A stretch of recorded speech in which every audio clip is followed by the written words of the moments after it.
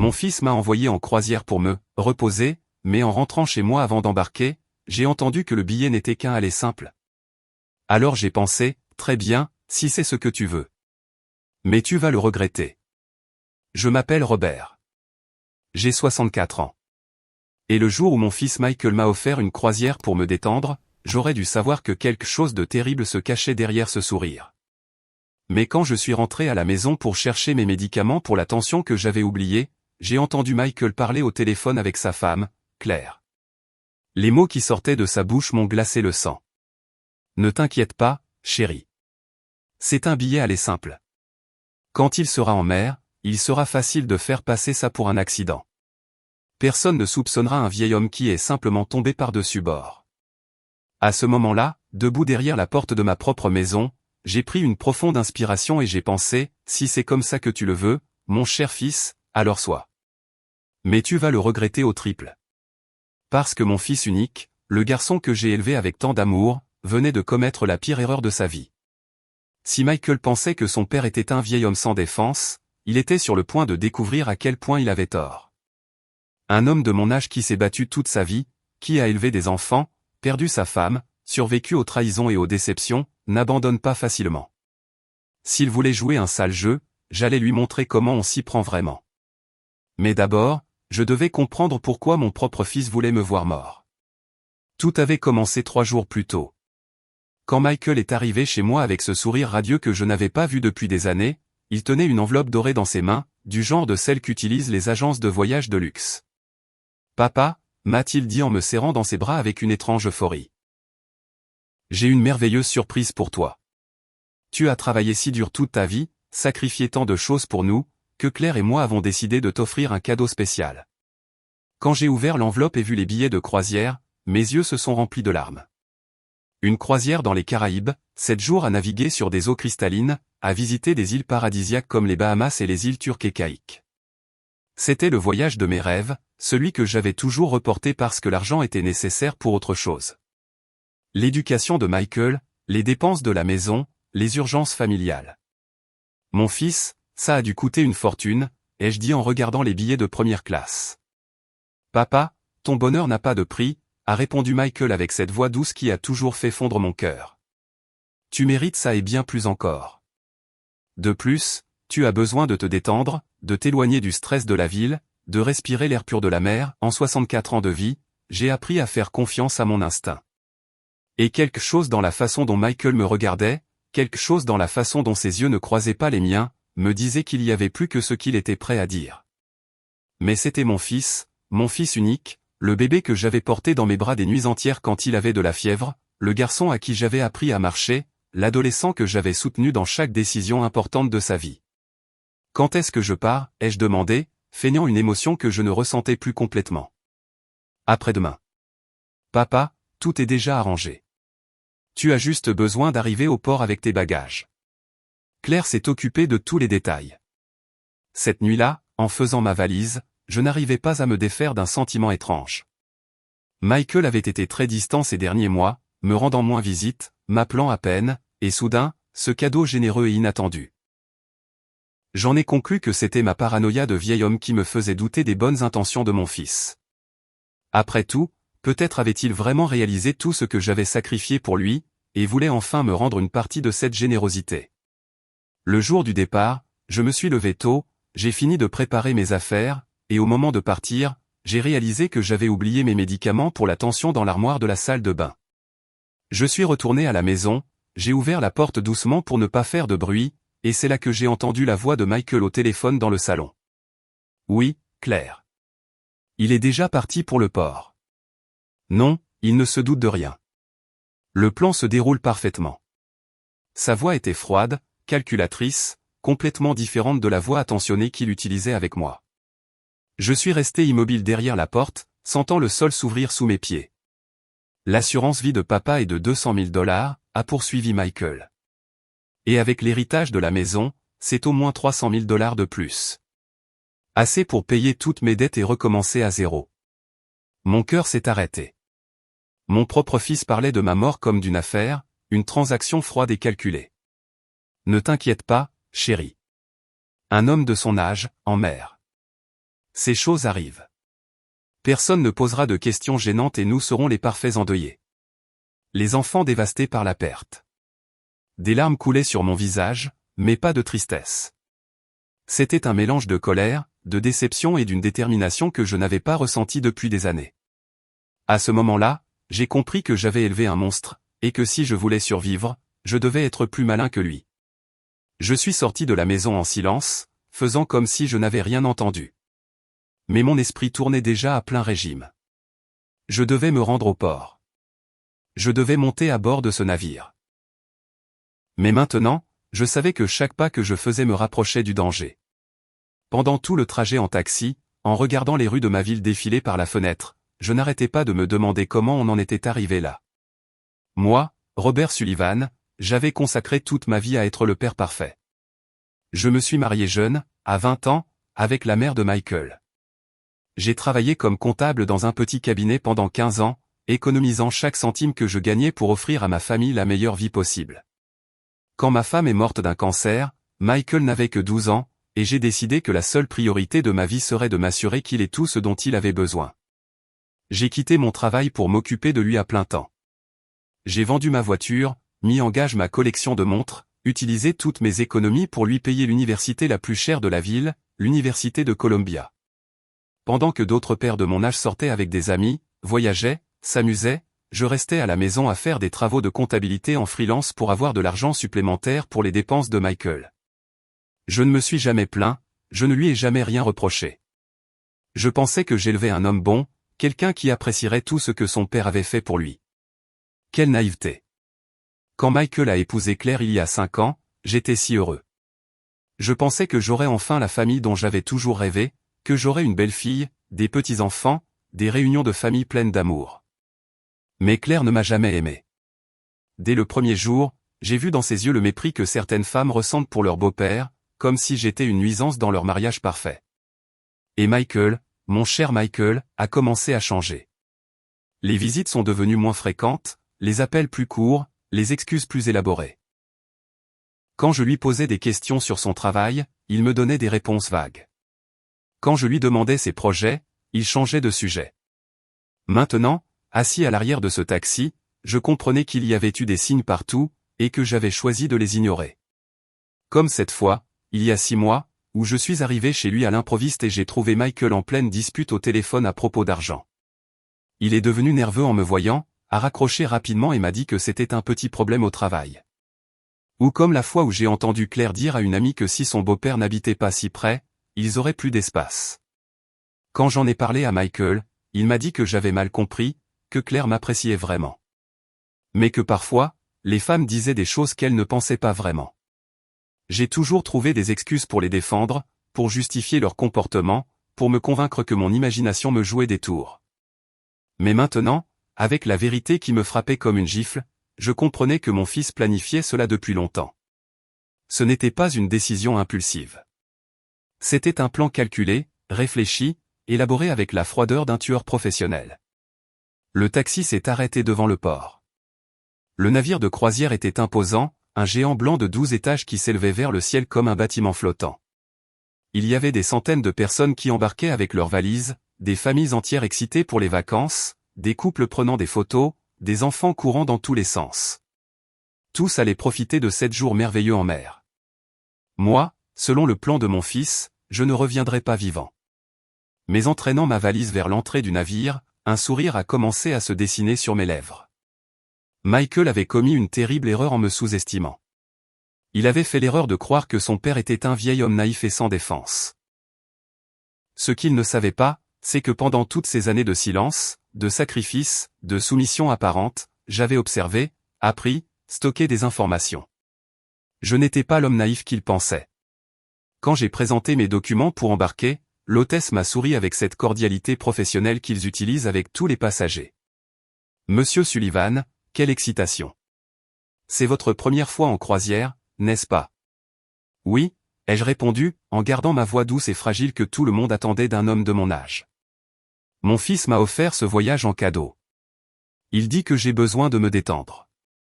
Quel fils attentionné, a commenté l'hôtesse en vérifiant mes documents. Il va certainement beaucoup vous manquer pendant ces 7 jours. Si seulement elle savait, ai-je pensé, si seulement elle savait que son plan était que ce soit les 7 derniers jours de ma vie. Mais en montant la rampe vers l'intérieur du navire, j'étais déjà en train de formuler ma propre stratégie. J'avais 7 jours pour passer de victime à chasseur. 7 jours pour rassembler les preuves dont j'avais besoin, 7 jours pour préparer la surprise que je réservais à Michael. Ma cabine était au 8e étage, avec vue sur la mer. Elle était belle, élégante, avec un lit confortable et un petit balcon privé. Michael avait payé pour le meilleur, pensant probablement qu'il était plus facile de faire disparaître quelqu'un d'un balcon que de l'intérieur du navire. J'ai laissé ma valise sur le lit et je me suis assis un moment pour réfléchir. J'avais besoin d'un plan, d'alliés, surtout, de preuves. Car connaître la vérité était une chose. Pouvoir la prouver en était une autre. J'ai pris mon téléphone portable et j'ai composé un numéro que j'avais enregistré il y a des mois mais que je n'avais jamais utilisé. C'était le numéro de Frank Harrison, un détective privé que j'avais rencontré lorsqu'une voisine avait eu des problèmes avec son ex-mari. Il m'avait donné sa carte de visite en me disant que si jamais j'avais besoin d'aide, je ne devais pas hésiter à l'appeler. Détective Harrison. Une voix grave a répondu après 3 sonneries. Bonjour, ici Robert Sullivan. Nous nous sommes rencontrés il y a quelques mois au centre communautaire Hope, le voisin qui avait un problème. Je ne sais pas si vous vous souvenez de moi. Bien sûr, je me souviens, monsieur Sullivan. Comment puis-je vous aider? J'ai pris une profonde inspiration avant de continuer. J'ai besoin de vous engager pour une affaire très délicate. Mon fils essaie de me tuer. Il y eut un silence à l'autre bout du fil. Il a probablement pensé que j'étais un vieil homme paranoïaque avec des problèmes familiaux insignifiants. Monsieur Sullivan, êtes-vous sûr de ce que vous dites? Ce sont des accusations très graves. Je suis absolument certain. J'ai entendu mon fils planifier ma mort. Je suis sur une croisière en ce moment et il croit que ce ne sera qu'un aller simple pour moi. J'ai besoin que vous enquêtiez sur ses finances, ses dettes, tout ce que vous pourrez trouver.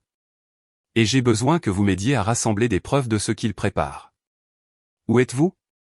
Sur le navire Star of the Sea, qui part dans une demi-heure pour les îles des Caraïbes. Je serai injoignable pendant 7 jours, mais à mon retour, j'ai besoin d'avoir le plus d'informations possible sur mon fils, Michael Sullivan. Compris. Je vous enverrai mon numéro de compte par message pour que vous puissiez virer $500 d'avance. Étage M. Sullivan, dites-moi une chose. Soyez très prudent. Si ce que vous me dites est vrai, vous êtes en réel danger. Ne faites rien qui pourrait mettre votre sécurité en péril.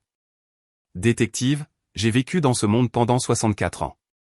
J'ai survécu à la pauvreté, au veuvage, à l'éducation d'un fils seul, au sacrifice de toute ma vie pour les autres. Croyez-moi, je ne vais pas laisser mon propre fils me vaincre. Après avoir raccroché avec le détective Harrison, je suis resté assis dans ma cabine, ressentant un étrange mélange de peur et de détermination. Le navire avait commencé à bouger doucement, s'éloignant du port, et je savais que chaque mille qui nous séparait de la côte me rapprochait du moment où Michael s'attendait à ce que son plan soit exécuté. Mais il y avait quelque chose que Michael ne savait pas sur son père. Je n'étais pas l'homme fragile qu'il pensait. Pendant toutes ces années de soumission apparente, j'avais observé, appris, gardé des secrets que ni lui ni Claire n'imaginaient. J'ai décidé que la première chose à faire était d'explorer le navire, de connaître chaque recoin, chaque sortie, chaque endroit où quelqu'un pourrait essayer de me faire du mal. S'ils allaient tenter de simuler un accident, je devais être préparé à toute situation. J'ai quitté ma cabine et j'ai commencé à me promener dans les couloirs du navire de croisière. C'était impressionnant. Des restaurants élégants, des casinos, des boutiques, une piscine gigantesque sur le pont supérieur, des théâtres, des bibliothèques. C'était comme une ville flottante pleine de vie et de joie. Mais je n'étais pas là pour m'amuser. J'étais là pour survivre. En me promenant, j'ai observé les caméras de sécurité. Il y en avait beaucoup, dans pratiquement chaque couloir, dans chaque espace public. Cela m'a un peu calmé. Il serait difficile de faire disparaître quelqu'un dans un endroit aussi surveillé sans éveiller les soupçons. Cependant, j'ai aussi remarqué que les balcons des cabines privées n'avaient pas de caméra, et ma cabine avait un de ces balcons. Michael avait été très malin en choisissant cette chambre spécifique. Dans le restaurant principal, alors que je déjeunais seul à une table près de la fenêtre, j'ai commencé à observer les autres passagers. La plupart étaient des familles en vacances, des couples plus âgés célébrant des anniversaires, des groupes d'amis s'amusant. Tout le monde semblait innocent, normal, heureux. C'est alors que je l'ai vu. Un homme d'environ mon âge, assis seul à une table voisine, lisant un livre en mangeant. Il avait des cheveux argentés, parfaitement coiffés, et portait un élégant costume bleu. Quelque chose dans sa posture me disait qu'il était un homme fort et indépendant. Nos regards se sont croisés par hasard, et il m'a souri avec cette cordialité que seules les personnes de notre génération savent partager. J'ai décidé de m'approcher. « Excusez-moi, dis-je timidement. Cela vous dérangerait-il que je m'assoie avec vous? Je déteste manger seul. Je vous en prie, asseyez-vous, a-t-il répondu d'une voix chaleureuse et avec un léger accent que je n'ai pas pu identifier. Je suis Carl Anderson, de Denver. Et vous? Robert Sullivan, de Chicago. C'est un plaisir de vous rencontrer, Carl. En discutant pendant le déjeuner, j'ai découvert que Carl avait une histoire similaire à la mienne à bien des égards. Il était veuf, avait élevé des enfants seuls, avait travaillé toute sa vie, et maintenant, pour la première fois depuis des décennies, faisait quelque chose juste pour lui. Mes enfants ont tellement insisté pour que je prenne ces vacances, m'a-t-il dit en buvant son café. Ils ont dit qu'il était temps pour moi de me détendre, de profiter de la vie. Au début, j'ai résisté, mais j'ai finalement cédé. Comme moi, ai-je répondu, ressentant une connexion immédiate avec cet homme. Mon fils Michael m'a offert cette croisière en cadeau. Il dit que j'ai besoin de m'éloigner du stress de la ville. Quelque chose dans la façon dont Carl me regardait m'a fait sentir que je pouvais lui faire confiance. Il y avait une intelligence dans ses yeux, une sagesse qui ne vient qu'avec l'expérience d'avoir beaucoup vécu et d'avoir appris à lire les gens. Robert, m'a-t-il dit en baissant la voix, puis-je vous poser une question personnelle? Vous semblez inquiet, tendu. Ce n'est pas l'attitude typique de quelqu'un qui fait un voyage de rêve. Un instant, j'ai envisagé de tout lui dire, mais je me suis souvenu des mots du détective Harrison sur le fait de mettre ma sécurité en danger. J'ai décidé d'être prudent. C'est juste que, eh bien, c'est ma première fois en croisière. Tout est si nouveau, si différent. Je suppose que je suis un peu nerveux. Carl a hoché la tête d'un air compréhensif, mais je pouvais voir dans ses yeux qu'il ne me croyait pas complètement. Cet homme avait l'expérience de lire entre les lignes. Écoutez, Robert, m'a-t-il dit en se penchant légèrement dans ma direction. Nous ne nous connaissons pas, mais j'ai vécu 62 ans, et j'ai appris à reconnaître quand un homme est en difficulté. Si vous avez besoin de parler à quelqu'un ou si vous avez besoin d'aide pour quoi que ce soit, n'hésitez pas à me trouver. Ma cabine est la 1247, au 12e étage. J'ai senti une chaleur dans ma poitrine que je n'avais pas ressentie depuis des mois. Voici un parfait inconnu m'offrant un soutien plus sincère que celui que j'avais reçu de mon propre fils depuis des années. Merci, Carl. Vraiment. Et votre cabine est très proche de la mienne. La mienne est la 847, au 8e étage. Parfait. Alors nous serons voisins de navire. Après le déjeuner, j'ai décidé d'explorer davantage la croisière. Je suis allé à la bibliothèque, où j'ai trouvé des ordinateurs avec accès à Internet. C'était limité et cher, mais je pouvais envoyer de courts messages. Je me suis assis devant l'un des ordinateurs et j'ai écrit un rapide email au détective Harrison. Je vais bien. Enquêtez surtout sur les dettes de jeu de Michael. Je pense que c'est la clé de tout. J'ai un nouvel allié sur le navire. Je resterai en contact quand je le pourrai. Robert. Ensuite, je suis allé au casino du navire, non pas pour jouer, mais pour observer. Je voulais comprendre comment fonctionnait le monde des paris, quel genre de dettes quelqu'un pouvait accumuler, comment les gens devenaient si désespérés pour de l'argent qu'ils envisageaient le meurtre comme une option. J'ai vu des hommes et des femmes parier de grosses sommes avec le naturel de quelqu'un qui achète un magazine. J'ai vu l'excitation sur leur visage quand ils gagnaient et le désespoir quand ils perdaient. J'ai vu comment certains joueurs semblaient être dans une spirale descendante, pariant de plus en plus d'argent dans une tentative désespérée de récupérer ce qu'ils avaient perdu. Et alors j'ai compris que Michael n'était pas seulement un fils ingrat.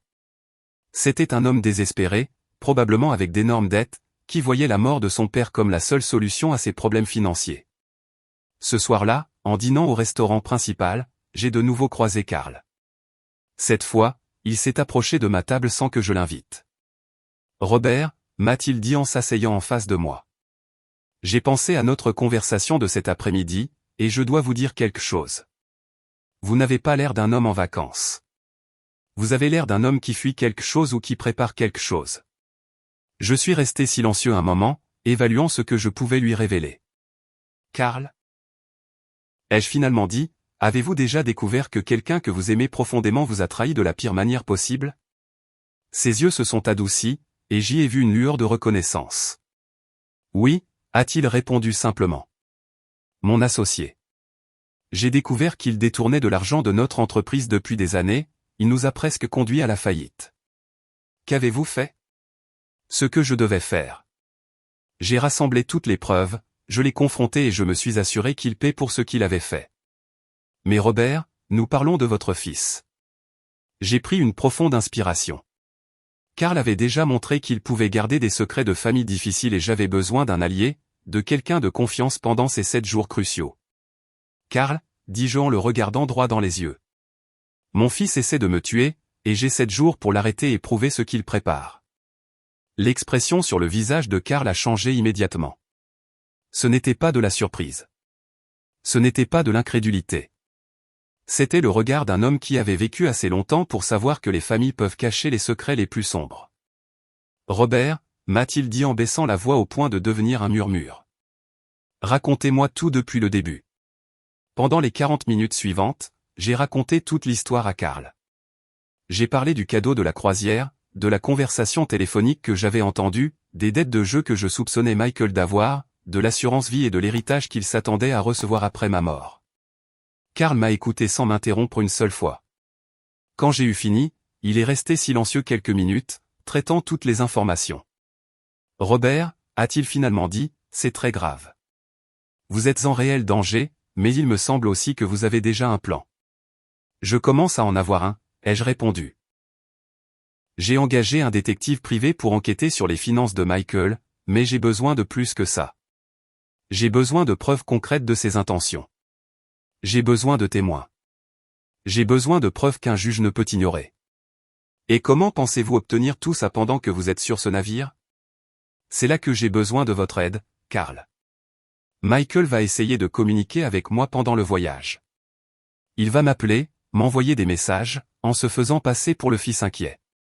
Chacune de ces conversations sera une occasion pour lui de se trahir. Karl a hoché lentement la tête, commençant à comprendre où mon plan allait. Vous voulez enregistrer, a-t-il dit. Exactement. Mais je ne peux pas le faire seul. J'ai besoin de témoins. J'ai besoin de quelqu'un qui puisse confirmer ce que je documente. Quelqu'un sans lien émotionnel avec Michael, quelqu'un de crédible. Comptez sur moi, a répondu Karl sans hésitation. Mais Robert, il y a autre chose que nous devrions considérer. Si Michael planifie vraiment de simuler un accident sur ce navire, il est possible qu'il y ait quelqu'un d'autre d'impliqué, quelqu'un sur la croisière qui travaille avec lui. Cette possibilité ne m'était pas venue à l'esprit, et cela m'a glacé le sang. Vous pensez que Michael aurait pu soudoyer quelqu'un de l'équipage du navire? C'est possible. Ou il aurait pu engager quelqu'un pour se faire passer pour un passager. Robert, vous devez être très vigilant dans les jours à venir. Ne faites confiance à personne d'autre que moi. N'acceptez pas de boissons d'inconnus. Ne restez pas seul dans des endroits isolés, surtout sur votre balcon. J'avais déjà pensé au balcon. C'est un endroit très pratique, très privé. Exactement. Écoutez, j'ai une proposition. Pourquoi ne passez-vous pas les nuits dans ma cabine? J'ai une suite avec un canapé-lit. De cette façon, nous serons ensemble, et si quelqu'un vient vous chercher dans votre chambre, il ne vous trouvera pas. La générosité de Karl m'a profondément touché. Cet homme, qui m'avait rencontré il y a quelques heures à peine, était prêt à risquer sa propre sécurité pour m'aider. Karl, je ne peux pas vous demander de faire ça.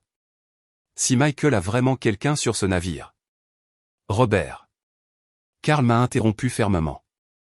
J'ai 62 ans. J'ai élevé 4 enfants et enterré une femme. J'ai dirigé ma propre entreprise pendant 30 ans. Je n'ai pas peur d'un gamin pourri gâté qui veut tuer son père pour de l'argent. De plus, a-t-il ajouté avec un sourire malicieux, ça fait longtemps que je n'ai pas eu une aventure excitante. Ce soir-là, après le dîner, Karl m'a aidé à emmener certaines de mes affaires essentielles dans sa cabine. Elle était beaucoup plus grande que la mienne, avec le salon séparé de la chambre et un balcon plus large. Mais le plus important, c'est qu'elle avait 2 lits, ce qui nous permettait de nous surveiller mutuellement. Pendant que nous organisions mes affaires, Karl m'a posé des questions détaillées sur Michael, sur sa personnalité, ses habitudes, sa relation avec Claire. Dites-moi, Robert, Michael a-t-il toujours été manipulateur, ou est-ce quelque chose de nouveau? Il a toujours été très malin, ai-je répondu en réfléchissant attentivement. Depuis qu'il est petit, il savait exactement quoi dire pour obtenir ce qu'il voulait. Mais je pensais que c'était une ruse normale d'enfant. Je n'aurais jamais imaginé que cela puisse se transformer en ça. Et Claire, quelle est leur relation? Au début, ils semblaient très amoureux, mais ces dernières années, j'ai remarqué une tension. Claire se plaint toujours d'argent, qu'ils ont besoin d'une plus grande maison, de vacances plus chères, d'une meilleure voiture. Et Michael promet toujours que les choses iront mieux, qu'il obtiendra plus d'argent. Maintenant, nous savons d'où viendrait cet argent, a commenté sombrement Karl. Vers 22 heures, mon téléphone a sonné. C'était Michael. Karl et moi nous sommes regardés. Le moment était venu de mettre notre plan en pratique. Souviens-toi, a chuchoté Karl en préparant son propre téléphone pour enregistrer. Fais-le parler. Fais-le se trahir. J'ai pris une profonde inspiration et j'ai répondu. Allô, mon fils. Salut, papa. Comment se passe la croisière? Tu t'amuses? Sa voix semblait parfaitement normale, attentionnée, inquiète. Si je n'avais pas entendu sa conversation avec Claire, j'aurais cru qu'il se souciait vraiment de moi. C'est magnifique, mon fils. Le navire est incroyable. Ma cabine est très confortable. Merci beaucoup pour ce cadeau généreux. De rien, papa. Tu le mérites. As-tu rencontré de nouvelles personnes? Te fais-tu des amis? Une question intéressante. Pourquoi cela lui importait-il que je me fasse des amis? Oui, j'ai rencontré un monsieur très gentil, Karl. Nous mangeons ensemble. Il y eut une pause presque imperceptible avant que Michael ne réponde. C'est bien, papa. C'est important que tu ne sois pas seul. Mais fais aussi attention. Sur ces croisières, il y a parfois des gens qui profitent des passagers plus âgés. Karl m'a regardé avec de grands yeux. Michael venait de semer le doute sur quiconque pourrait être mon allié. Ne t'inquiète pas, mon fils. Je suis très prudent. Mais dis-moi, comment ça se passe là-bas? Comment va Claire? Tout va bien, papa. Claire t'embrasse. Elle a dit qu'elle espère que tu t'amuses beaucoup et que tu te détendes complètement. Quelle gentillesse de sa part. Michael, puis-je te demander quelque chose? Bien sûr, papa. Tout ce que tu veux. Pourquoi as-tu décidé de m'offrir ce voyage en cadeau maintenant? Je veux dire, c'était si soudain, si inattendu. Une autre pause, cette fois plus longue. Eh bien, Claire et moi avons beaucoup parlé de toi ces derniers temps. Nous avons réalisé que tu semblais très fatigué, très stressé, et nous avons pensé que tu avais besoin d'une pause pour t'éloigner de tout pendant un moment. M'éloigner de tout, ai-je répété, en regardant Karl, qui notait chaque mot. Oui, papa. Parfois, nous avons besoin de nous déconnecter complètement de la routine, n'est-ce pas? Je suppose que oui. Michael, puis-je te confesser quelque chose? Bien sûr, papa. Au début, je me sentais un peu coupable d'accepter un cadeau aussi cher. Ça a dû coûter beaucoup d'argent. Papa, s'il te plaît, ne t'inquiète pas pour ça. L'argent n'est pas un problème. De plus, c'est un investissement dans ton bien-être, et ça n'a pas de prix. Karl a écrit sur un bout de papier et me l'a montré. Demande pour le retour. Michael, une question idiote. As-tu une copie de mon billet de retour? Parce que j'ai vérifié mes documents et je n'ai trouvé que le billet allait simple. Le silence qui a suivi a été assourdissant. Il a duré si longtemps que j'ai cru un instant que l'appel avait été coupé. Michael, es-tu là? Oui. Oui, papa. Désolé. Claire me disait quelque chose à propos des billets. Ne t'inquiète pas. L'agence de voyage a tout organisé. Tu as juste besoin de profiter du voyage et nous nous occuperons des détails. Mais Michael, je veux être sûr de pouvoir revenir. Pourrais-tu vérifier avec l'agence demain et me le confirmer? Papa, s'il te plaît, fais-moi confiance. Tout est parfaitement organisé. Tu n'as rien à craindre. Détends-toi et profite. C'est le but du voyage. D'accord, mon fils. Je te fais entièrement confiance. Parfait, papa. Je t'aime beaucoup, fais de beaux rêves. Je t'aime aussi, Michael. Bonne nuit. Quand j'ai raccroché, Carl et moi sommes restés silencieux quelques minutes, traitant ce que nous venions d'entendre. Robert, a finalement dit Carl. Cette conversation a été très révélatrice.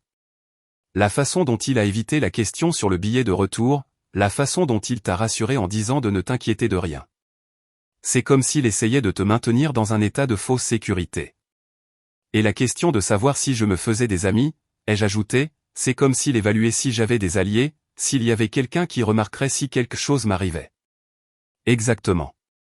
Robert, demain, nous devons aller au bureau du navire et vérifier personnellement le statut de ton billet de retour. Je veux voir de mes propres yeux ce que Michael a vraiment réservé. Le lendemain matin, Carl et moi nous sommes levés tôt avec une mission claire. Après avoir pris le petit déjeuner dans sa cabine pour éviter de m'exposer inutilement au restaurant public, nous sommes allés directement au bureau du service passager au 3e étage du navire. Le bureau était un espace élégant avec plusieurs guichets occupés par des employés en uniforme. Nous nous sommes approchés d'une jeune femme nommée Patricia, selon son badge, qui nous a accueillis avec un sourire professionnel. Bonjour, messieurs. Comment puis-je vous aider? Bonjour, ai-je répondu en essayant de garder ma voix calme. J'ai besoin de vérifier mon itinéraire de voyage complet. Mon nom est Robert Sullivan, cabine 847. Patricia a tapé rapidement sur son ordinateur et a légèrement froncé les sourcils. Monsieur Sullivan, je vois ici que vous avez la croisière de 7 jours réservée le long des Caraïbes, mais, Elle s'est arrêtée, regardant l'écran avec confusion. Mais quoi, a demandé Carl, remarquant l'hésitation dans la voix de l'employé. C'est un peu étrange. Je vois que vous avez un billet aller simple, mais aucune réservation n'apparaît pour le vol de retour à Chicago. Normalement, nos forfaits incluent le transport aller-retour complet. J'ai eu l'impression d'avoir reçu un coup de poing dans l'estomac. Même en connaissant la vérité, entendre la confirmation officielle m'a profondément blessé. Qu'est-ce que cela signifie exactement, a demandé Carl, feignant d'être aussi confus que moi. Eh bien, cela signifie que lorsque la croisière se terminera dans 7 jours, vous n'aurez aucun moyen de rentrer chez vous. Il pourrait s'agir d'une erreur du système. Ou peut-être que la personne qui a acheté le forfait a pensé à ajouter le vol de retour plus tard. Qui a acheté ce forfait, ai-je demandé, même si je connaissais déjà la réponse. Patricia a de nouveau examiné les informations. Ici, il est indiqué qu'il a été acheté par Michael Sullivan avec une carte de crédit à son nom. Est-ce un de vos proches? C'est mon fils, ai-je répondu, ressentant un mélange de tristesse et de colère. Oh, eh bien, alors il s'occupera sûrement d'acheter votre billet de retour. Mais monsieur Sullivan, je vous recommande de communiquer avec lui bientôt, car les vols de Miami à Chicago ont tendance à se remplir rapidement, surtout à cette période de l'année. Carl et moi nous sommes regardés de manière significative. Patricia, est intervenu Carl. Serait-il possible pour monsieur Sullivan d'acheter son billet de retour dès maintenant pour être sûr d'avoir une place? Bien sûr. Laissez-moi vérifier la disponibilité.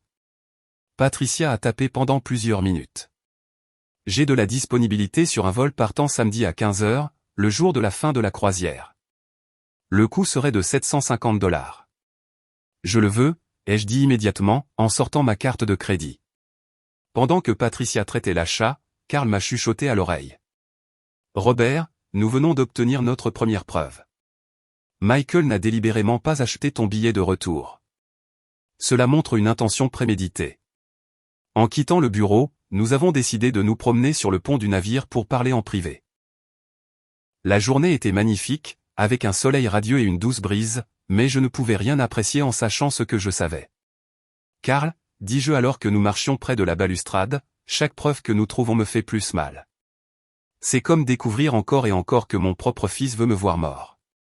Je sais, Robert, mais chaque preuve que nous trouvons te protège aussi davantage. Regarde ce que nous venons de faire. Maintenant tu as ton billet de retour, et nous avons une preuve documentée que Michael n'a jamais eu l'intention que tu reviennes vivant. À ce moment-là, mon téléphone a sonné. C'était un message de Michael. Bonjour, papa. Comment t'es-tu réveillé? As-tu bien dormi dans ta cabine? J'ai montré le message à Carl. Il vérifie si tu es dans ta cabine, m'a-t-il dit. Il s'attendait probablement à ce que tu répondes de là. J'ai décidé de tester quelque chose. J'ai répondu, bonjour, mon fils. J'ai très bien dormi. Je suis sur le pont en train de prendre le soleil. Le navire est merveilleux. La réponse est arrivée presque immédiatement. C'est bien, papa. Profite bien. As-tu déjà exploré tout le navire? Une autre question étrange. Pourquoi lui importait-il à quel point j'avais exploré le navire? Je n'ai pas encore tout exploré. C'est très grand. Hier, j'ai découvert les restaurants et le casino. Aujourd'hui, je veux voir la piscine et peut-être le spa. Parfait, papa. Fais juste attention près des balustrades. Parfois, les gens ont le mal de mer avec le mouvement du navire et peuvent perdre l'équilibre. Karl a lu le message par-dessus mon épaule et son visage est devenu pâle.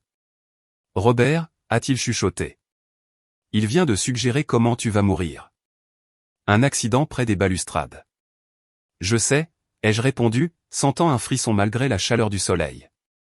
Il plante l'idée, préparant le terrain pour quand la nouvelle arrivera à terre. J'ai répondu à Michael, ne t'inquiète pas, mon fils. Je suis très prudent. Je reste toujours loin des bords.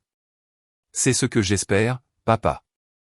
Je t'aime beaucoup et je veux que tu reviennes sain et sauf. Quelle ironie, Michael parlant de vouloir que je revienne sain et sauf alors que lui-même avait prévu que je ne revienne jamais. Pendant le reste de la journée, Karl et moi avons élaboré notre plan plus en détail. Nous avons décidé que nous avions besoin de plus de preuves, de plus d'enregistrements, de plus de preuves des véritables intentions de Michael. Nous avons également déterminé qu'il était crucial d'identifier s'il y avait quelqu'un d'autre sur le navire travaillant avec lui. Karl a suggéré que nous prêtions attention à tout membre de l'équipage qui manifesterait un intérêt particulier pour moi ou à tout passager qui semblerait me surveiller. Cet après-midi-là, alors que nous étions à la piscine, j'ai remarqué qu'un homme d'environ 40 ans nous observait depuis le bar. Il portait une chemise verte et un pantalon long, ce qui était étrange pour être à côté d'une piscine. Chaque fois que je le regardais, il détournait rapidement le regard. Karl, ai-je chuchoté. Cet homme au bar, celui en chemise verte. Remarque qu'il nous regarde. Karl s'est tourné discrètement pour le regarder. Oui, je vois. Et tu as raison. Son comportement est suspect. Faisons un test. Karl s'est levé et a marché de l'autre côté de la piscine comme s'il allait aux toilettes. Je suis resté à ma place en observant l'homme. En effet, ses yeux me suivaient tout le temps, ignorant complètement Karl. Quand il est revenu, il a confirmé ce que je savais déjà. Robert, cet homme te surveille définitivement, toi spécifiquement. Quand je suis parti, il ne m'a prêté aucune attention. Ses yeux étaient fixés sur toi. Que faisons-nous? Soyons très malins. Lève-toi et marche vers l'ascenseur. Je resterai ici et je regarderai s'il te suit. J'ai fait exactement ce que Karl a suggéré. Je me suis levé, lentement, j'ai rassemblé mes affaires et j'ai marché vers l'ascenseur. Quand les portes se sont ouvertes, j'ai regardé en arrière discrètement. L'homme en chemise verte s'était levé de sa place au bar et marchait dans ma direction. Je suis rapidement entré dans l'ascenseur et j'ai appuyé sur le bouton du 12e étage où se trouvait la cabine de Karl. Quand les portes se sont fermées, j'ai ressenti un soulagement temporaire, mais aussi une confirmation terrifiante. Michael avait définitivement quelqu'un qui me surveillait sur le navire. 15 minutes plus tard, Karl est arrivé à la cabine. Robert, tu as raison. Cet homme t'a suivi jusqu'à l'ascenseur. Quand il a vu que tu étais monté, il a aussi pris l'ascenseur suivant. Il est définitivement suspect. Que faisons-nous maintenant? Si Michael a quelqu'un ici, je suis en réel danger. Nous allons être plus malins qu'eux, a répondu Karl avec détermination. Demain, nous allons confronter cet homme, mais de manière sûre. Nous allons le faire se trahir, tout comme nous le faisons avec Michael. Ce soir-là, alors que nous dînions dans la cabine de Karl pour éviter de nous exposer dans les restaurants publics, mon téléphone a de nouveau sonné. Cette fois, c'était Claire. Salut, Robert. Comment vas-tu? C'est Claire.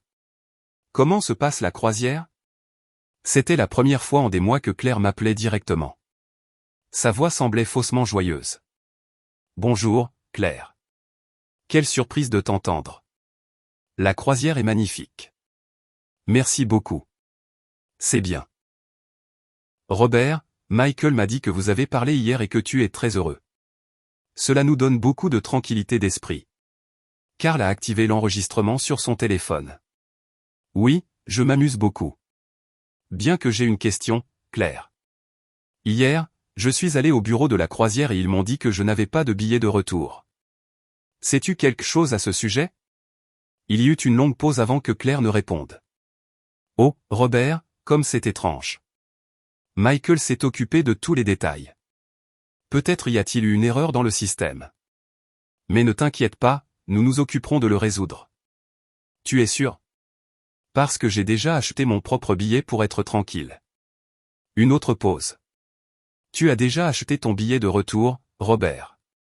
Tu n'avais pas besoin de faire ça. Nous allions nous en occuper. C'est juste que j'ai eu un peu peur de rester coincé à Miami sans moyen de rentrer à la maison. Bien sûr. Bien sûr. Je comprends parfaitement.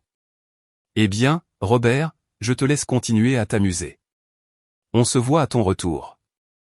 Claire, avant que tu ne raccroches, puis-je te demander quelque chose? Oui. Dis-moi. Pourquoi avez-vous décidé de m'offrir ce voyage en cadeau maintenant? Michael m'a dit que vous aviez parlé de moi, mais il n'a pas expliqué ce qui a spécifiquement motivé cela. Eh bien, c'est que dernièrement, nous t'avons remarqué très fatigué, Robert. Très stressé. Et nous avons pensé que tu avais besoin d'un repos prolongé.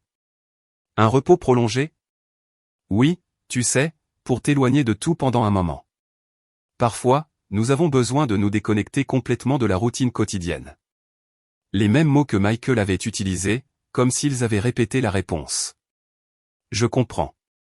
Eh bien, merci beaucoup de vous inquiéter pour moi. De rien, Robert. Prends soin de toi et profite de chaque instant. Quand j'ai raccroché, Carl et moi nous sommes regardés en silence. Robert? M'a finalement dit Carl, cette conversation était encore plus révélatrice que celle d'hier avec Michael. Claire est clairement impliquée dans le plan. La façon dont elle est devenue nerveuse quand tu as dit que tu avais déjà acheté le billet de retour. C'est comme si tu avais ruiné quelque chose qu'ils avaient prévu. Le 3e jour de la croisière, Carl et moi avons décidé qu'il était temps de confronter l'homme en chemise verte qui m'avait surveillé, mais nous le ferions intelligemment, dans un lieu public où nous serions en sécurité. Après le petit déjeuner, nous sommes descendus au casino du navire.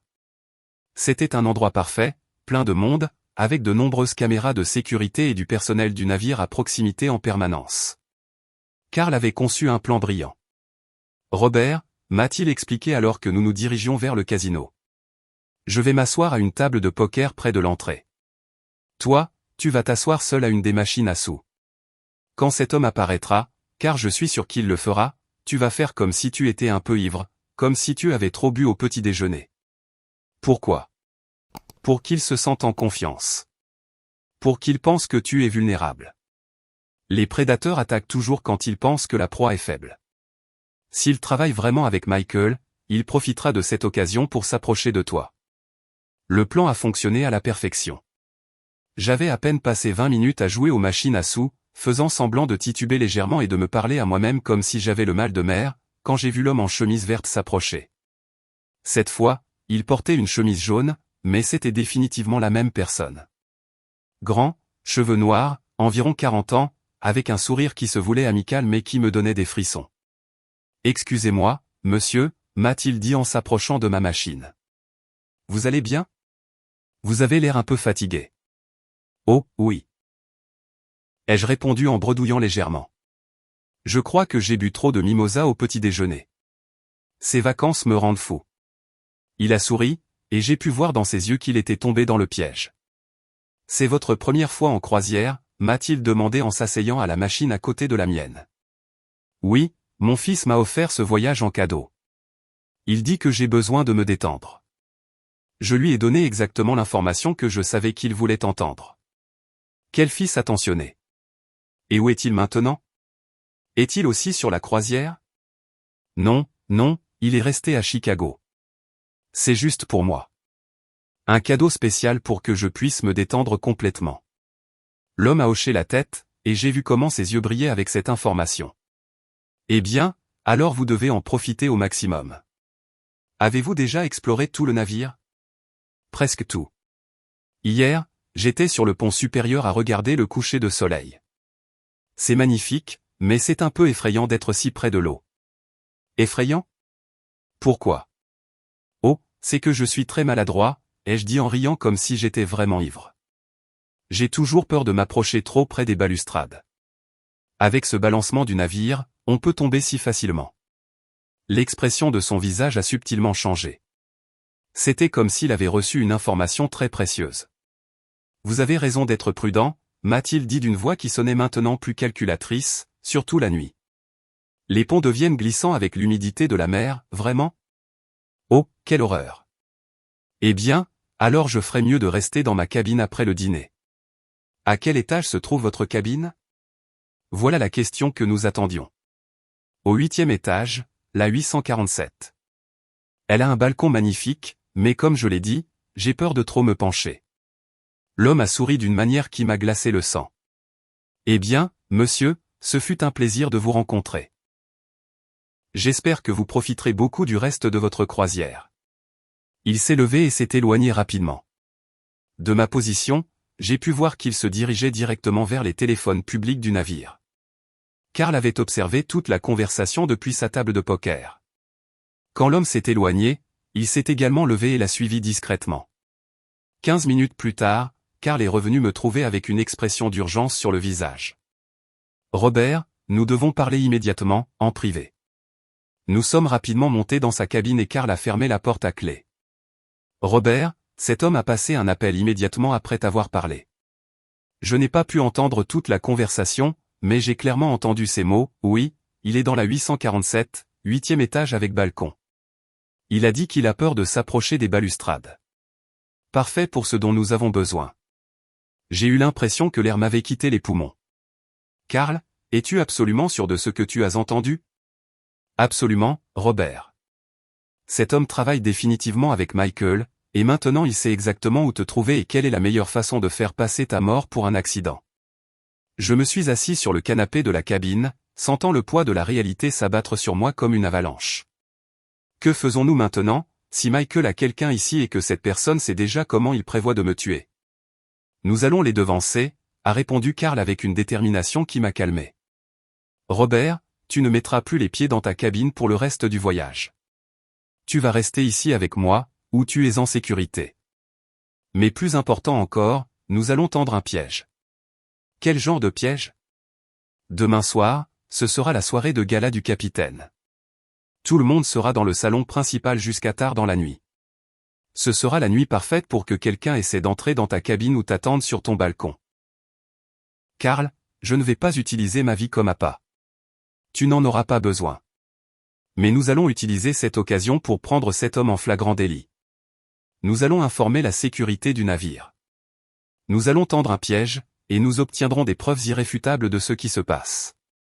Cet après-midi-là, alors que nous planifions notre stratégie, mon téléphone a de nouveau sonné. C'était Michael, mais cette fois sa voix semblait différente, plus anxieuse. Papa, comment vas-tu? Tu profites de la croisière? Très bien, mon fils. Chaque jour est une nouvelle aventure. Tu dors toujours bien dans ta cabine? Tu n'as pas eu de problème de bruit ou autre? Une question très spécifique, comme s'il vérifiait si j'utilisais toujours ma cabine. Non, mon fils. Je dors parfaitement. Ma cabine est très calme. C'est bien, papa. Demain, c'est jeudi, n'est-ce pas? As-tu des plans spéciaux? Je crois que demain, c'est la soirée de gala du capitaine. Ça va être très élégant. Oh, oui. Ces fêtes sont magnifiques. Tu y vas? Bien sûr. J'ai déjà préparé mon costume vert. Parfait, papa. Profite bien. À quelle heure se terminent habituellement ces fêtes? Une autre question très spécifique. Michael recueillait des informations sur mon emploi du temps. Je ne suis pas sûr. Probablement tard, après minuit. Eh bien, quand ce sera fini, va directement dans ta cabine pour te reposer. Ne te promène pas sur les ponts la nuit. Ça peut être dangereux. Karl m'a regardé avec de grands yeux. Michael venait de me donner des instructions spécifiques pour aller directement dans ma cabine après la fête. L'endroit exact où quelqu'un m'attendrait. Ne t'inquiète pas, mon fils. J'irai directement dans ma chambre après la fête. Parfait, papa. Je t'aime beaucoup. Dors bien. Quand j'ai raccroché, Karl et moi sommes restés silencieux pendant plusieurs minutes. Robert, m'a-t-il finalement dit, cette conversation confirme tout. Michael sait exactement quand l'attaque aura lieu. Il a probablement dit lui-même à cet homme que demain soir, après la soirée de gala, tu seras seul dans ta cabine. Karl, j'ai peur. Ce plan devient très réel, très dangereux. Je sais, Robert, mais nous sommes aussi très près d'avoir toutes les preuves dont nous avons besoin. Une nuit de plus et nous aurons suffisamment de preuves pour envoyer Michael en prison pour le reste de sa vie. Cette nuit-là, je n'ai pas pu dormir. Chaque bruit dans le couloir me faisait sursauter. Chaque mouvement du navire me rappelait à quel point j'étais vulnérable au milieu de l'océan. Mais je ressentais aussi quelque chose que je n'avais pas ressenti depuis des années, une force intérieure, une détermination féroce à ne pas me laisser vaincre. Michael avait complètement sous-estimé son père. Il avait fait l'erreur de croire que j'étais un vieil homme sans défense qui abandonnerait facilement. Demain soir, il allait découvrir à quel point il avait tort. Le jeudi matin, Karl et moi avons mis en pratique la partie la plus cruciale de notre plan. Nous devions contacter la sécurité du navire sans alerter l'homme qui me surveillait, et nous devions le faire de manière à ce qu'il nous prenne au sérieux. Karl a suggéré que nous allions directement voir le capitaine, John Peterson. En tant qu'ancien homme d'affaires, il savait que s'adresser directement à la plus haute autorité était le meilleur moyen de s'assurer d'être entendu. Robert, m'a-t-il expliqué alors que nous nous préparions. Les capitaines de navires de croisière sont formés pour gérer toutes sortes de situations, enlèvements, vols, tentatives de meurtre. Il saura exactement quoi faire. À 9 heures, nous nous sommes présentés au bureau du capitaine. C'était un homme d'environ 50 ans, aux cheveux gris et avec une présence qui inspirait immédiatement le respect et la confiance. Messieurs, je suis le capitaine John Peterson. Comment puis-je vous aider?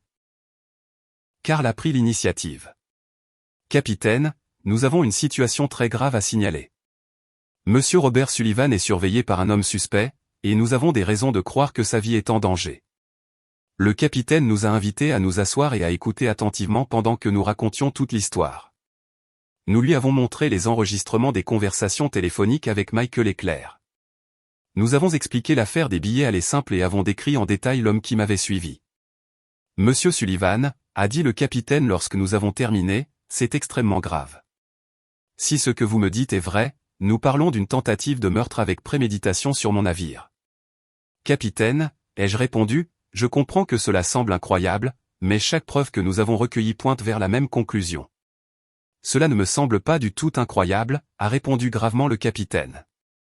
Je navigue depuis 20 ans, et j'ai tout vu. La cupidité peut pousser les gens à faire des choses inimaginables, même à leur propre famille. Karl s'est penché en avant. Capitaine, nous avons un plan pour prendre cet homme en flagrant délit ce soir pendant la soirée de gala, mais nous avons besoin de votre aide et de la coopération de votre équipe de sécurité. Le capitaine a écouté notre plan en détail. C'était risqué, mais malin. J'irai à la soirée de gala comme prévu, mais au lieu d'aller dans ma cabine après, je me cacherai avec Karl. Pendant ce temps, la sécurité du navire surveillerait ma cabine et les environs pour attraper l'homme suspect s'il tentait quelque chose. C'est un bon plan, a admis le capitaine. Mais nous allons y apporter quelques modifications pour garantir complètement votre sécurité. Il a expliqué qu'ils installeraient des caméras supplémentaires près de ma cabine, qu'ils auraient des agents de sécurité déguisés en passagers dans les couloirs voisins, et qu'ils me donneraient un dispositif de panique que je pourrais activer de n'importe où sur le navire. Monsieur Sullivan, a dit le capitaine avant que nous ne partions, je veux que vous sachiez qu'à partir de ce moment, vous êtes sous la protection officielle de ce navire. Je ne permettrai pas que quoi que ce soit vous arrive pendant que vous êtes sous ma responsabilité. Pour la première fois depuis des jours, je me sentais vraiment en sécurité. Le reste de la journée s'est écoulé lentement.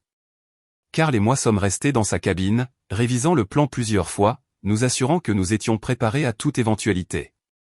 À 17 heures, nous avons commencé à nous préparer pour la soirée de gala. Il était important que j'aie l'air normal, que je ne donne aucun signe que je savais ce qui se passait. J'ai mis mon costume vert le plus élégant, je me suis coiffé avec soin et je me suis préparé comme si j'étais vraiment excité pour la fête. Karl portait un magnifique costume doré qui lui donnait un air sophistiqué et confiant. Robert, m'a-t-il dit alors que nous finissions de nous préparer, ce soir, tout va changer. Demain matin, tu seras libre de Michael pour toujours, et il fera face aux conséquences de ses actes. La soirée de gala était spectaculaire. Le salon principal du navire avait été transformé en un palais flottant avec des décorations élégantes, de la musique live et des tables remplies de mets exquis. Il y avait des centaines de passagers élégamment vêtus qui dansaient, riaient, profitaient de la nuit. Mais je ne pouvais pas me concentrer sur la beauté de la fête. Mes yeux cherchaient constamment l'homme aux chemises colorées, essayant de le localiser dans la foule. Je l'ai trouvé près du bar, cette fois portant une chemise blanche et un costume noir. Il semblait habillé pour l'occasion, mais ses yeux étaient fixés sur moi, suivant chacun de mes mouvements. Karl et moi avons dansé, mangé, parlé avec d'autres passagers, faisant comme si c'était une nuit de vacances normale, mais intérieurement, nous comptions tous les deux les minutes jusqu'à ce que nous puissions mettre notre plan à exécution. À 23h30, j'ai décidé qu'il était temps de passer à l'action. Je me suis approché de Karl et j'ai chuchoté, c'est l'heure. Je vais quitter le salon principal comme si j'allais dans ma cabine. Tu attends 5 minutes et tu me suis. J'ai quitté le salon principal, marchant lentement comme si j'étais fatigué après une longue nuit de fête. J'ai pris l'ascenseur jusqu'au 8e étage, où se trouvait ma cabine. Mais au lieu d'aller dans ma chambre, je me suis rapidement dirigé vers les escaliers de secours qui menaient au 12e étage. Depuis les escaliers, je pouvais voir le couloir menant à ma cabine. Il était désert, éclairé uniquement par les veilleuses du navire.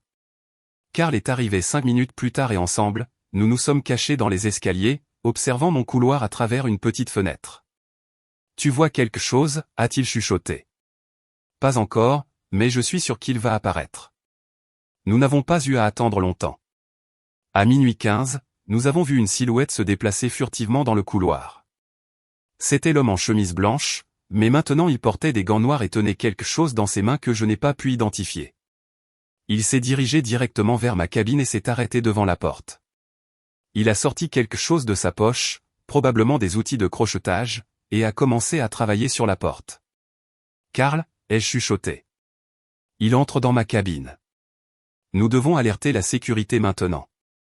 Karl a immédiatement activé le dispositif de panique que le capitaine nous avait donné. Une petite lumière rouge a commencé à clignoter, envoyant un signal silencieux à l'équipe de sécurité. L'homme a réussi à ouvrir la porte de ma cabine et est entré. De notre position, nous pouvions voir qu'il avait une petite lampe de poche et qu'il inspectait la pièce. 3 minutes plus tard, des agents de sécurité du navire ont commencé à apparaître dans le couloir. Ils se déplaçaient silencieusement, encerclant ma cabine des deux côtés.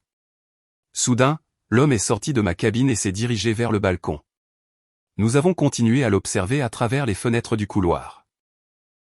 Il inspectait la balustrade du balcon comme s'il planifiait exactement comment faire passer ma mort pour un accident. C'est alors que la sécurité du navire a agi. 3 agents sont entrés dans la cabine simultanément, encerclant l'homme avant qu'il ne puisse réagir. De notre position dans les escaliers, nous pouvions entendre l'agitation lorsqu'ils l'ont arrêté. Il criait, insistant sur le fait qu'il était entré dans la cabine par erreur, qu'il s'était trompé de chambre. Mais lorsqu'ils ont fouillé ses poches, ils ont trouvé une petite bouteille avec des outils de crochetage liquidés, plus incriminant encore, un téléphone portable avec des messages de Michael. Karl et moi sommes descendus au 8e étage où le capitaine John supervisait déjà la situation. « Monsieur Sullivan », a dit le capitaine, « nous avons attrapé votre agresseur et trouvé des preuves très intéressantes. » Il m'a montré le téléphone portable de l'homme. Il y avait plusieurs messages de Michael avec des instructions spécifiques. « Attends jusqu'après minuit. Fais en sorte que ça ressemble à une chute accidentelle du balcon. Assure-toi qu'il n'y ait aucun signe de lutte. » J'ai ressenti un mélange de soulagement et d'horreur. Soulagement parce que j'étais vivant et en sécurité. Horreur parce que j'avais la confirmation finale que mon propre fils avait payé quelqu'un pour me tuer. « Capitaine » ai-je demandé d'une voix tremblante. « Que se passe-t-il maintenant ?»« Maintenant, monsieur Sullivan, cet homme sera officiellement arrêté lorsque nous arriverons au port demain, et vous aurez toutes les preuves dont vous avez besoin pour poursuivre votre fils pour tentative de meurtre. » Le vendredi matin a été le plus long de ma vie. Après l'arrestation de l'homme que Michael avait engagé, Karl et moi sommes restés éveillés dans sa cabine, traitant tout ce qui s'était passé. Le capitaine John avait ordonné que le détenu reste dans une cellule de sécurité du navire jusqu'à notre arrivée au port. Robert ? M'a dit Carl alors que nous prenions un café à 3 heures du matin, réalises-tu ce que nous venons de faire? Nous avons non seulement sauvé ta vie, mais nous avons maintenant des preuves irréfutables pour envoyer Michael en prison. Je sais, ai-je répondu, ressentant un étrange mélange de triomphe et de profonde tristesse.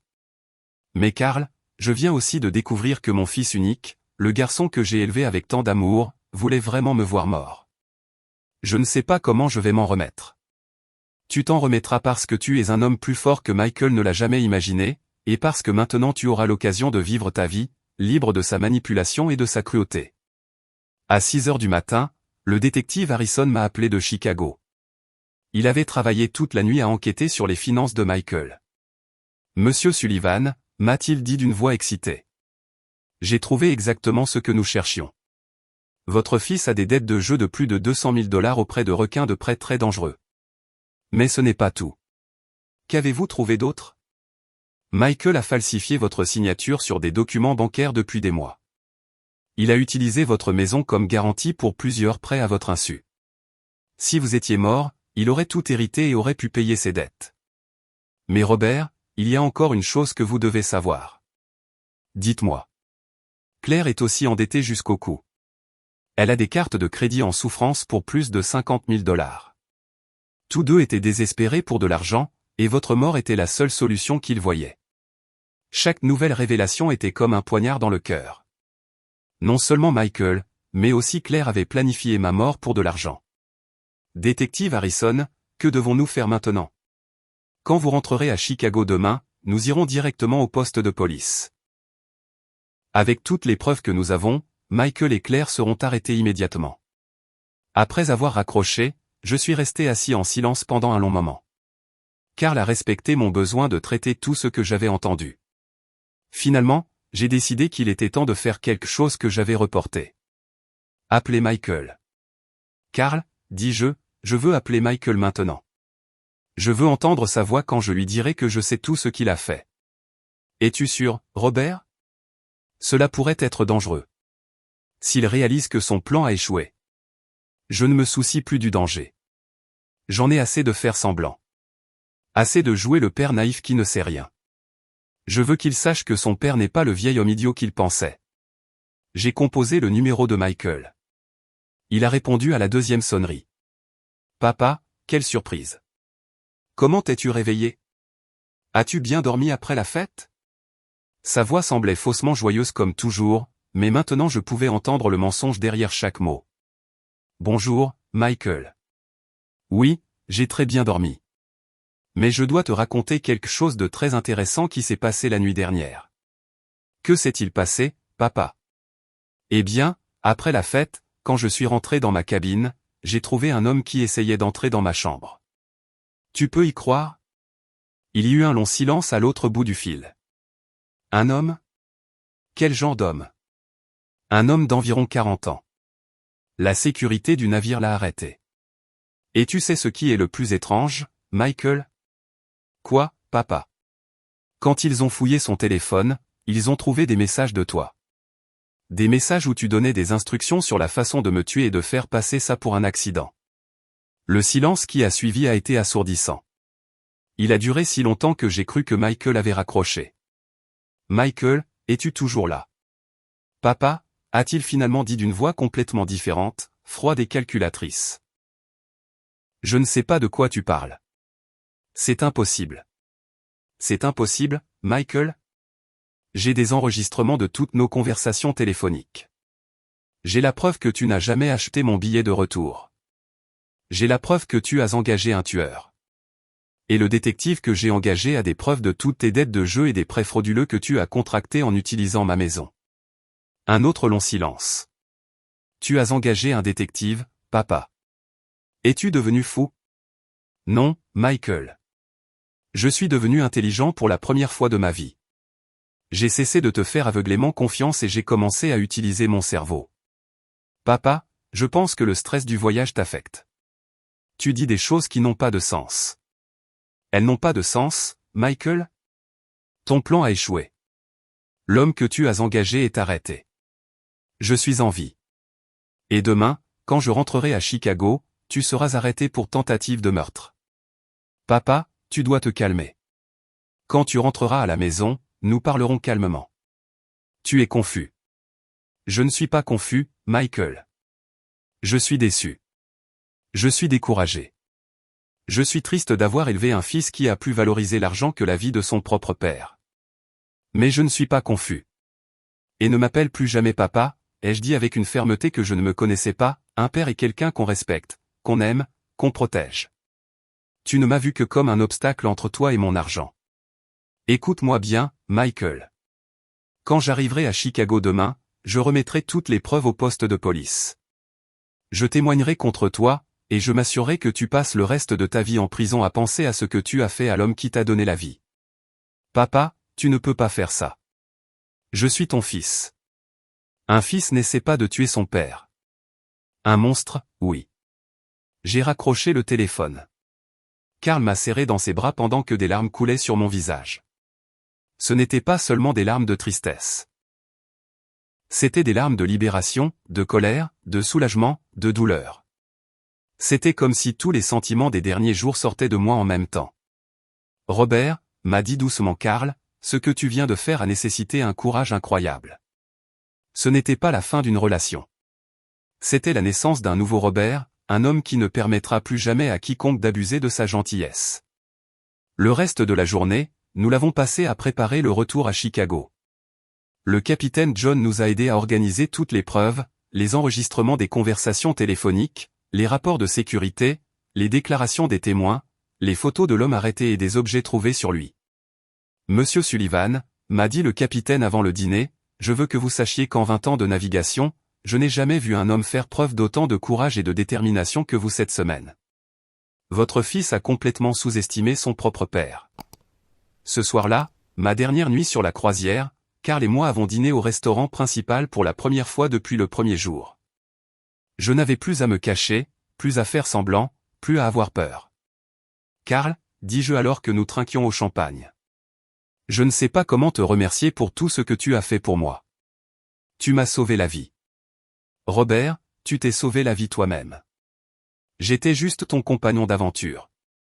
Mais je veux que tu saches que cette expérience m'a changé aussi. Elle m'a rappelé que les hommes de notre âge ont encore beaucoup à offrir au monde, beaucoup de force à montrer. Que vas-tu faire quand nous retournerons à terre? Je vais retourner à Denver et je vais commencer à vivre ma vie plus pleinement. Et toi, Robert, que vas-tu faire? Je vais m'assurer que Michael paie pour ce qu'il a fait. Et ensuite, je vais commencer à vivre pour moi-même, pour la première fois en 64 ans. Le samedi matin, lorsque le navire de croisière est arrivé au port de Miami, je n'étais plus le même homme qui avait embarqué sur ce navire 7 jours plus tôt. J'étais Robert Sullivan, mais une version complètement nouvelle de moi-même, plus forte, plus intelligente, plus déterminée que jamais.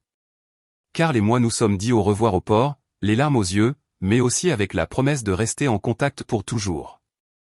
Il avait été plus qu'un ami pendant ces jours cruciaux. Il avait été mon frère, mon allié, mon sauveur. Robert, m'a-t-il dit alors que nous nous serrions dans nos bras pour la dernière fois, souviens-toi que tu n'es plus l'homme qui se sacrifie en silence. Tu es l'homme qui se bat pour sa vie et qui gagne. N'oublie jamais cette force que tu as découverte. Je n'oublierai jamais, Karl, et je n'oublierai jamais que lorsque j'avais le plus besoin de quelqu'un, tu es apparu comme un ange dans ma vie.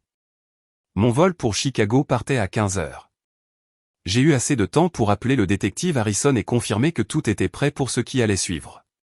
Monsieur Sullivan, m'a dit le détective, j'ai tout préparé. Dès que vous atterrirez, nous irons directement au poste de police. Le chef a déjà examiné toutes les preuves que je lui ai envoyées et est prêt à procéder au mandat d'arrêt.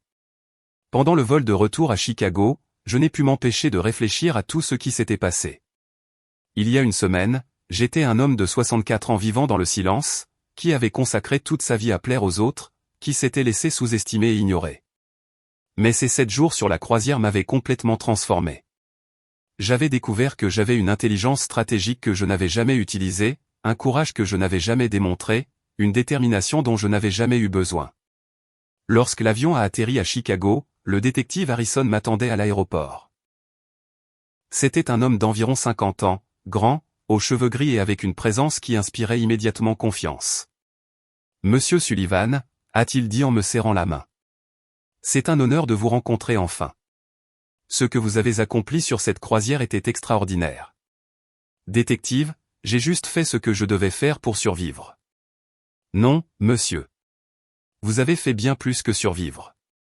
Vous avez orchestré la chute de votre propre fils avec une précision que même les détectives les plus expérimentés admirent. Nous sommes allés directement au poste de police où le chef Carlos Martinez nous attendait. C'était un homme sérieux d'environ 40 ans qui avait méticuleusement examiné toutes les preuves. Monsieur Sullivan, m'a dit le chef après avoir entendu ma déclaration complète, en 15 ans en tant que chef, je n'ai jamais vu une affaire aussi bien documentée par la victime elle-même. Les enregistrements, les preuves financières, les déclarations de l'équipage de la croisière, tout forme un dossier aussi solide qu'un roc. Que se passe-t-il maintenant, ai-je demandé. Maintenant, nous émettons des mandats d'arrêt pour Michael Sullivan pour tentative de meurtre, association de malfaiteurs et fraude financière. Pour Claire Sullivan pour association de malfaiteurs et complicité de tentative de meurtre. Tous deux seront arrêtés avant la fin de la journée. 2 heures plus tard, j'étais assis dans mon salon, dans ma propre maison, à attendre. Le détective Harrison avait insisté pour rester avec moi jusqu'à ce que Michael et Claire soient arrêtés, au cas où ils tenteraient quelque chose de désespéré. À 18 heures, mon téléphone a sonné. C'était le chef Martinez. Monsieur Sullivan, j'ai des nouvelles. Michael et Claire ont été arrêtés. Nous les avons trouvés chez eux, apparemment en train de se préparer à fuir le pays. Ils avaient des valises pleines et des billets d'avion pour Toronto. J'ai ressenti un mélange de soulagement et de profonde tristesse. Soulagement parce que j'étais enfin complètement en sécurité. Tristesse pour la confirmation finale que mon fils avait vraiment voulu ma mort. Que va-t-il leur arriver maintenant? Ils seront poursuivis par la justice. Avec toutes les preuves que nous avons, ils recevront probablement de longues peines de prison. Michael fait face à des accusations qui pourraient le conduire à 20 ans de prison. Claire, en tant que complice, risque jusqu'à 10 ans. Cette nuit-là, seul dans ma maison pour la première fois en une semaine, je me suis assis dans mon fauteuil préféré et j'ai réfléchi à tout ce qui avait changé dans ma vie. Je n'avais plus à vivre dans la peur de mon propre fils. Je n'avais plus à faire semblant de ne pas savoir à quel point il était cruel.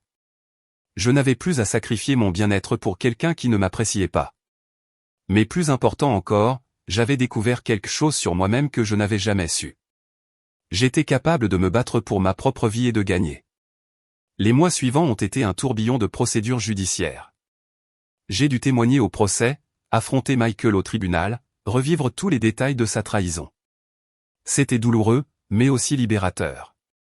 Pendant le procès, Michael a essayé de se comporter comme le fils repentant, comme un homme qui avait commis une terrible erreur mais qui aimait vraiment son père. Mais les preuves étaient accablantes.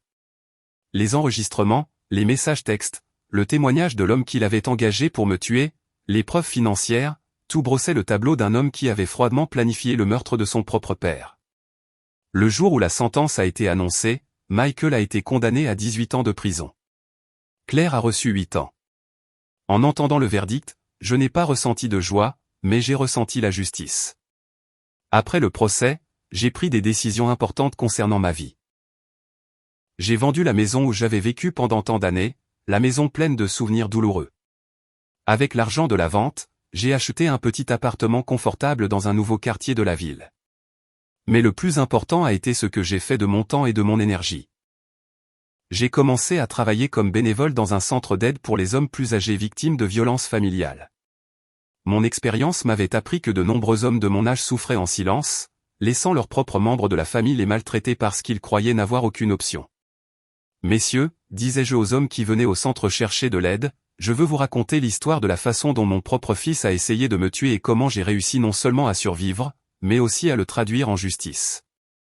Chaque fois que je racontais mon histoire, je voyais dans les yeux de ces hommes le même éveil que j'avais connu sur la croisière, la compréhension qu'ils n'étaient pas condamnés à être des victimes, qu'ils avaient plus de force et de ressources qu'ils ne l'imaginaient. Carl et moi avons maintenu notre amitié grâce à des appels téléphoniques hebdomadaires et des visites occasionnelles. Il était devenu plus qu'un ami. Il était mon frère de bataille, la personne qui m'avait aidé à découvrir qui j'étais vraiment. 1 an après la croisière, Carl est venu me rendre visite à Chicago. Nous dînions dans mon nouvel appartement quand il m'a posé une question qui m'a surpris. « Robert, as-tu jamais regretté d'avoir dénoncé Michael? As-tu déjà ressenti de la nostalgie pour la relation que vous aviez avant ?» Carl, ai-je répondu sans hésitation. La relation que je pensais avoir avec Michael n'a jamais vraiment existé. C'était une illusion basée sur mon besoin de croire que j'avais élevé un homme bon. La vérité est que Michael a toujours été manipulateur, toujours égoïste, il m'a toujours vu comme un moyen d'obtenir ce qu'il voulait. Je ne voulais juste pas le voir. Et ne regrettes-tu pas de ne pas avoir de famille? J'ai une famille, ai-je dit en souriant. Je t'ai, toi. J'ai les hommes du centre qui sont devenus mes frères. J'ai une vie pleine de gens qui m'apprécient pour qui je suis et non pour ce qu'ils peuvent obtenir de moi. Au 2e anniversaire de mon retour de la croisière, j'ai décidé de faire quelque chose qui symboliserait ma transformation complète. Je me suis inscrit à des cours de danse. À 66 ans, j'ai appris à danser le swing, la salsa et les danses de salon. Monsieur Sullivan, m'a dit mon professeur de danse, un jeune homme de 30 ans nommé Louis, je n'ai jamais vu quelqu'un de votre âge bouger avec autant de confiance et de grâce. Où avez-vous appris à avoir une telle confiance en vous? J'ai appris en mer, ai-je répondu avec un sourire. J'ai appris que lorsqu'un homme se bat pour sa vie, il découvre une force qu'il ne savait pas posséder. Maintenant, quand je repense à ces 7 jours sur la croisière, je ne les vois pas comme les jours les plus sombres de ma vie. Je les vois comme les jours qui m'ont sauvé, les jours qui m'ont appris qui j'étais vraiment. Je suis Robert Sullivan, un homme qui a survécu à la trahison la plus profonde imaginable. Je suis un homme qui a transformé son propre fils de chasseur à proie. Je suis un homme qui, à 64 ans, a découvert qu'il n'est jamais trop tard pour renaître. Et si un autre homme de mon âge se sent sans défense, sous-estimé ou trahi par sa propre famille, je veux qu'il sache qu'il a en lui une force qui peut déplacer des montagnes. Il a juste besoin de décider de l'utiliser. Car quand un homme comme moi dit, si c'est comme ça que tu le veux, mon cher, alors sois. Mais tu vas le regretter au triple, il ne fait pas une menace en l'air. Il fait une promesse qu'il tiendra jusqu'au bout. Et Michael l'a regretté. Il l'a regretté quand il a été arrêté. Il l'a regretté quand il a été condamné, et il continuera de le regretter chaque jour des 18 prochaines années qu'il passera en prison, en se souvenant qu'il a complètement sous-estimé l'homme qui lui a donné la vie. Avez-vous aimé mon histoire et de quelle ville l'écoutez-vous? Retrouvons-nous dans les commentaires. Si vous aimez l'histoire, vous pouvez me soutenir en envoyant un super merci pour que je puisse continuer à apporter plus d'histoires comme celle-ci. Je vous remercie déjà beaucoup pour le soutien. J'attends vos commentaires sur l'histoire. Dans la vidéo, vous pouvez voir 2 nouvelles histoires de vie que je recommande de tout cœur. Il y a beaucoup plus sur ma chaîne. N'oubliez pas de vous abonner. Jusqu'à la prochaine histoire de vie, avec affection et respect, de la part de Conseil de Père.